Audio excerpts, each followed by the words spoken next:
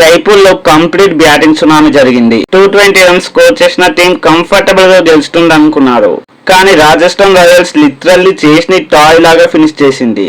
First innings లో Mitchell Marsh absolute beast mode లో batting చేశాడు.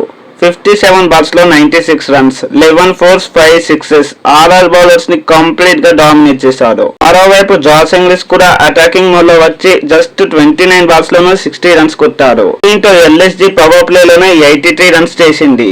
అలానే 20 ఓవర్స్ లో స్కోర్ 250 కి వెళ్లిపోతుందని అనిపించింది. Puran quick cameo పంట్ finishing touches. దీంతో ఫైనల్ గా ఎల్ఎస్జీ 220 స్కోర్ చేయగలిగింది. కానీ సెకండ్ ఇన్నింగ్స్ స్టార్ట్ అయ్యాక మ్యాచ్ కంప్లీట్లీ రివర్స్ అయిపోయింది.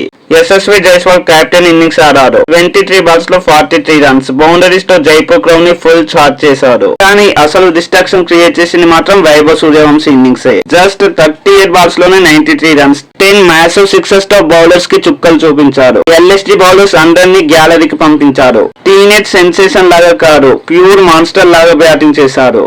ఎస్పెషల్లీ మయాంక్ యాదవ్ పేస్ ని ఫియర్లెస్ గా అటాక్ చేయడం మ్యాచ్ టర్నింగ్ పాయింట్ అయిపోయింది. మరోవైపు డ్రోజువెల్ కూడా కామ్ గా ఇన్నింగ్స్ ఆడి 53 నాట్అవుట్ తో చేస్తే స్మూత్ గా కంప్లీట్ చేశాడు. దీంతో రాజస్థాన్ 19.1 ఓవర్ లోనే 225 చేసి 7 వికెట్స్ తో మ్యాచ్ విక్టరీ కొట్టేసింది. 220 స్కోర్ డిఫెండ్ చేయలేకపోవడంతో ఎల్ఎస్జీ బౌలింగ్ కంప్లీట్ గా ఎక్స్పోజ్ అయిపోయింది. ఈ మ్యాచ్ తర్వాత అందరూ ఒకటే మాట్లాడుకుంటున్నారు, మరి 4th ప్లేస్ ఆర్ఆర్కేనా అని. మరి మీ ఒపీనియన్ కామెంట్ లో చెప్పండి.